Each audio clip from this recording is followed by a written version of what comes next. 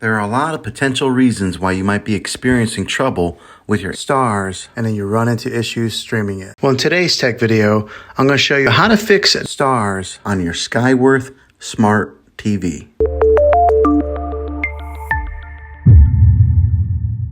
Let's see if we can fix your problems and get your Starz back up and running as quickly as possible. The first one, it's the easiest one to try, and that is to unplug your TV from the wall outlet and wait 60 seconds. Now don't be impatient here, wait the whole 60 seconds, then plug it back in. This is very different from turning your TV on and off with your remote control. This is what we call a hard reset of your TV, so make sure you do this method. If that doesn't work, then find your router that is giving you Wi-Fi and unplug the power to that for 60 seconds. Then plug it back in. If it fixes it, great. If not, let's go ahead and move on to the next method. Try deleting Starz. Go to wherever the apps are located on your system and remove the app altogether. Then reinstall again. After you reinstall it, you might have to log back in with all of your credentials, but hopefully this will work. And if that doesn't work, then I recommend buying an affordable Roku stick, Fire Stick, or Apple TV 4K.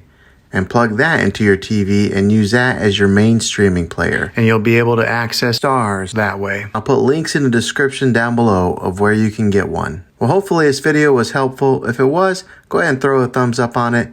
Go ahead and subscribe to my channel. I make tech videos all the time, and I would love to have you back in the next one. Take care.